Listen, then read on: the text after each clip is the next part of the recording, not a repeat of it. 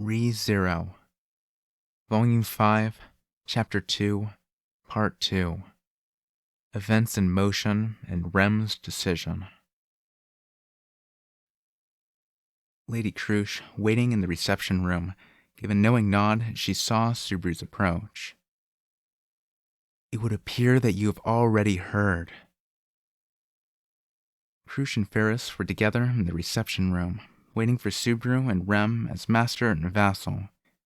Subaru, last to enter the room, couldn't deny he felt late to the party as he shook his head a little.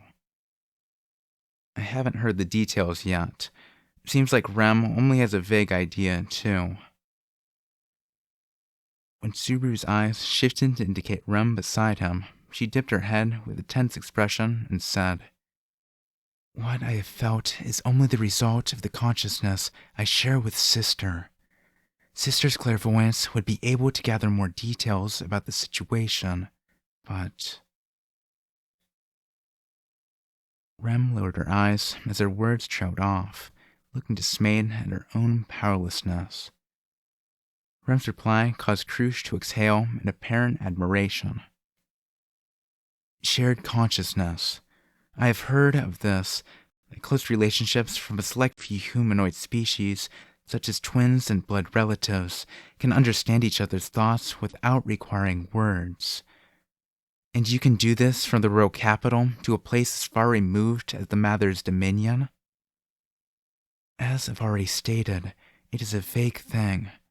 Powerful emotions and words that one wishes to convey very strongly can be related. However... As Crush sat, Ferris adopted a casual posture behind her, his kitty ears quivering. From how you put that, Mew must have felt something pretty unsettling over that telepathy, right? Subaru, put off by Ferris's demeanor, shifted to stand in front of Rem.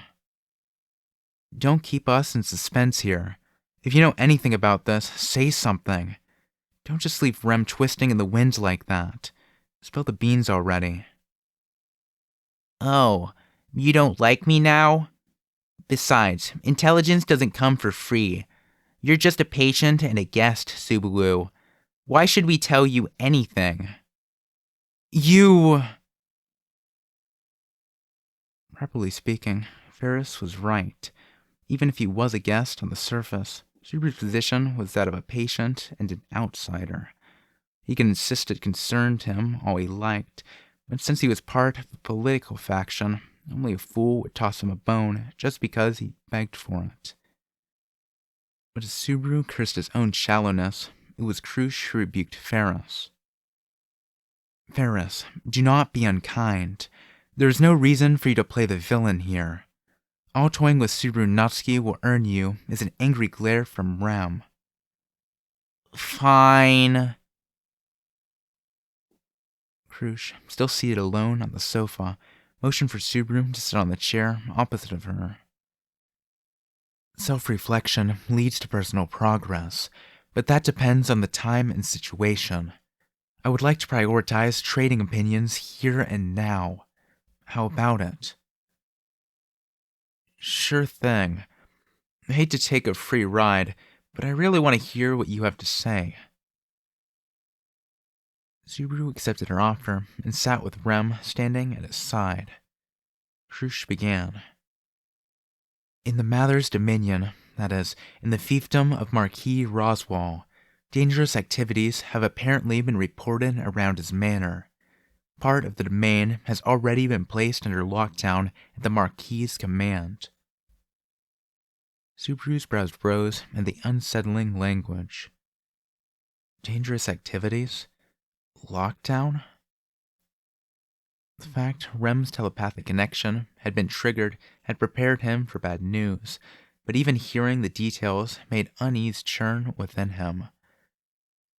We do not actually know what is occurring within the Mather's dominion, but I can hazard a guess, given that the Marquis' support for Amelia, in other words, a half-elf, as a royal candidate has come to light. What do you mean the serfs are they're complaining left and right? When When Subaru voiced the first misgivings that came to mind, Krush easily agreed with them. That is quite possible, of course. The infamy of the Witch of Envy makes prejudice against half-elves a battle she cannot avoid. Once again, Subaru couldn't allow the circumstances of her birth to be her shackles. He was growing to hate the faceless mob that talked trash about Amelia without knowing anything about her as a person.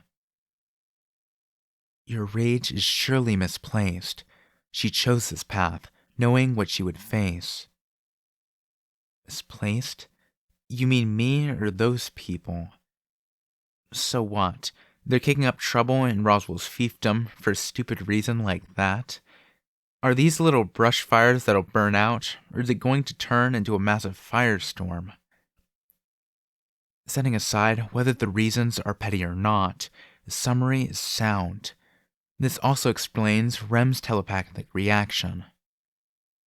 Krush turned to Rem as she spoke, drawing all eyes to the previously silent girl. The feelings I am picking up from Sister are partly unease and largely anger. I believe she did not mean to convey these things, but did so subconsciously. Do these shared sensations between you occur with great frequency? No, it is quite rare. We are always controlling our thoughts to a certain extent. I believe, in this case, Sister transferred these things to me in spite of self-restraint. When Rem reached the latter half of her explanation, she could not conceal the anxiety coloring her words. It was not an exaggeration to say that Ram had the most mental strength of anyone at Roswell Manor. A crisis that could shake even her restraint was clearly no small matter. And yet, beyond what Ram had let slip telepathically, she'd made no effort to call for Rem's aid. Subaru murmured to himself alone as the conclusion burned him up inside. It's like she's trying to keep us from getting involved. The only explanation he could come up with was that Ram had told Rem of the danger over their mutual link without calling her sister back, because she intended to convey that information to Rem, and avoid letting Subaru know. Did she want to keep Subaru out of her problems to that extent? But she's in trouble, isn't she? The situation was bad enough that it had reached Krush's ears, there camped in the capital. As was typical, there were few that Amelia could count on, and she had enemies numbering beyond reason. In such circumstances, who would take her side without some kind of ulterior motive? The answer was no one. After all, there was nobody currently at her side who would be her staunch ally. She'd left behind the one who would have. No doubt, when Amelia realized that, she'd regret what she had done. That was why. Subaru lifted his head and murmured with determination. I've got to go save her, don't I? This time, all gazes fell upon him. Krush raised one eyebrow, and Ferris softly closed his teasing lips. Then Rem tugged on Subaru's sleeve with a nervous look. No, Subaru, you mustn't. The anxiety and mournful pleading in Rem's eyes startled him. She continued, You must do as Lady Amelia and Master Roswell have told you, and concentrate on your treatment. I, personally, agree with them. You must focus on healing your body for the time being. Rem, it's like that time back when we talked before going into the Demon Beast Forest. We've got to do something. Rem's expression stiffened in pain at Subaru's words. He had spoken like this in the past, just before entering the Demon Beast Forest to rescue the abducted children. Subaru had said the same things to Rem when she tried to stop him. Those actions had consequences. As a result of his decision, The children had been rescued safe and sound. That was why Rem knew very well what was behind Subaru's resolve now. Keeping Rem at bay as she clung to him, he shifted to look straight at Krush, seated before him. It is as you've heard, Krush. Rem and I will go back to where Amelia is. Until things are settled, I'll have to put off the treatment. Subaru was delivering his verdict as a member of his political camp when Krush curtly interrupted him by calling out his name. Subaru Natsuki. Subaru's breath caught under Krush's penetrating gaze. His heart beat much louder. He had the sinking feeling that he'd forgotten who he was dealing with. Then she coldly stated, "If you leave this place, it means that you'll become my enemy." Subaru felt those words as keenly as a blade slicing into his flesh. Then, when this meaning began to dawn on him, like a laceration just beginning to ache. What do you mean by... Let me correct your misunderstanding. My treatment of you as a guest and Ferris's healing you is the result of a contract. Contract? Yes, a contract for your care between Amelia and me. My house has received collateral in exchange for treating you as a guest. However... As her words trailed off, Krush put a hand to her chest to indicate herself. The circumstances have changed since the contract was formed before the royal selection. Now that we are publicly political enemies, I must take great care in any negotiation with Amelia's camp. It is the same for the contract governing your treatment. If there is any violation of its terms, I have no obligation to uphold an agreement formed before the commencement of the royal selection, now that it has begun. Subaru's ears, the word contract that she kept repeating sounded like promise. It sat very poorly on his chest, mingling with his memories of parting ways with Amelia. Krush pressed on. In these circumstances, your departing from my residence would be a violation, a unilateral abridging of the contract midway.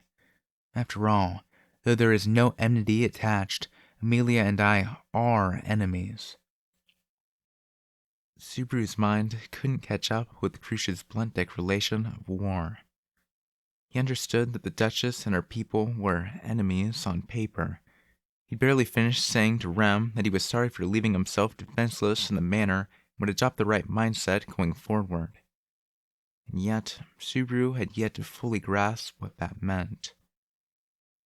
The person standing before him was the greatest enemy standing in his and Amelia's way. I did have it all wrong. I thought for a little bit that we might be able to be friends or something. That was just dumb talk over drinks. If you can do something, do it. I was a fool to take an enemy's words at face value. I'm being petty. Tripping up your opponent is the right thing to do. The same hazy sense of alienation that he'd felt at the Rose Selection Conference seeped into his chest. Subaru saw his memory of their conversation over drinks the night before in a new light and felt betrayed. It was Krush herself who had told him to do whatever he could.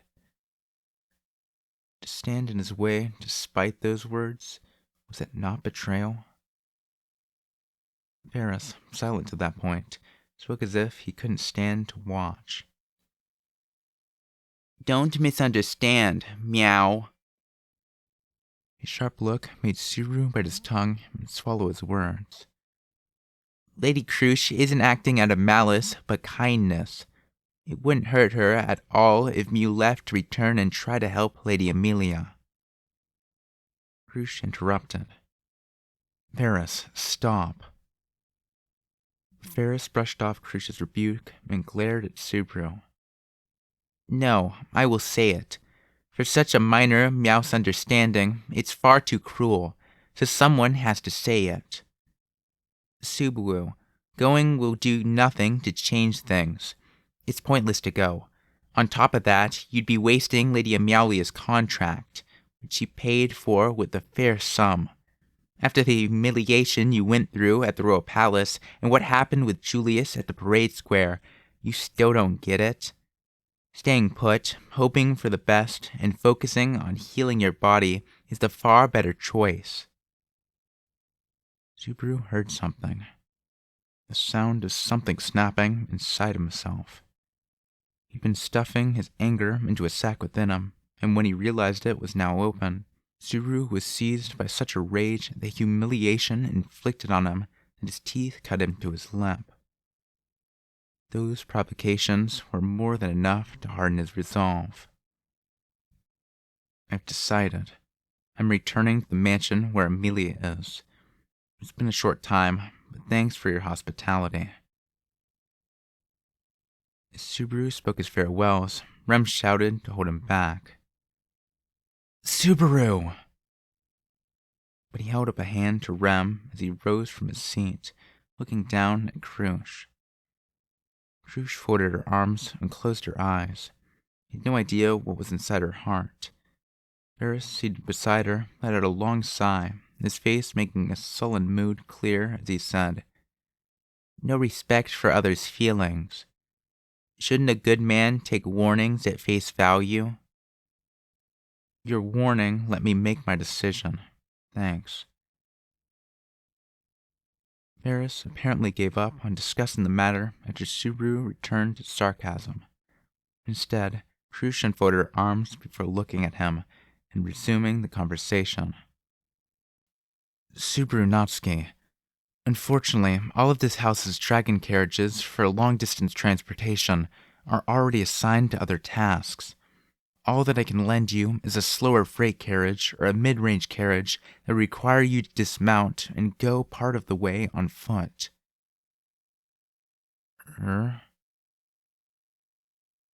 Subaru's eyes widened.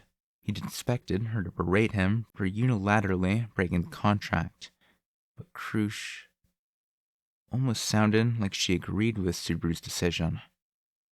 The unexpected reply made Subaru's eyes nearly bulge out of their sockets. She raised an eyebrow with a questioning look before turning toward Ferris. Ferris, did I say something odd? Ferris put his hands to his cheeks and squirmed as he replied. Even fairies dazzled by how incredibly you can adapt, Lady Krush. But, you aren't actually going to lend Subaru a dragon carriage, are you? Krush nodded in the affirmative. It is as I said. I respect the decisions of others. No matter what the decision, it is very important to take responsibility for it. And no matter what burden you bear, you must work to achieve what you want to achieve and to bring no dishonor to your soul. Is it not so? Yeah, it is. That's exactly it. I don't want my soul to become shameless. If that girl's in trouble, there's no way I can stay here as a patient and spend my days without a care in the world. Krush's affirmation made Subaru uncomfortable, as if he had been gearing up to fight an opponent that didn't plan on doing battle. Perhaps Subaru had conveyed his resolve, because Rem closed her eyes, seemingly berating herself for a single moment. When she opened them again, she returned to her normal, neutral expression. In the place of my master, let me extend my deepest thanks for everything you have done to date. I don't mind.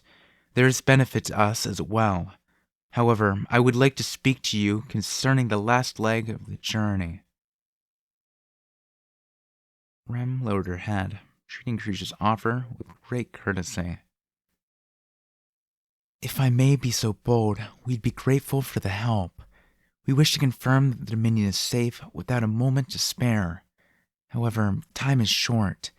It will no doubt take 2.5 days to reach the Mother's lands from the royal capital. Subaru exclaimed, Over 2 days?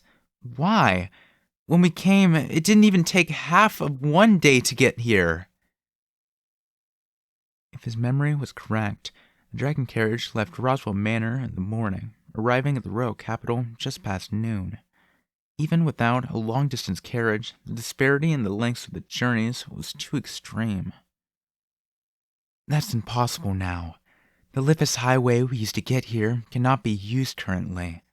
The season is poor, and fog is covering the road. Therefore, we must take a detour around it. So what if there's fog on it? If we just cut right through that...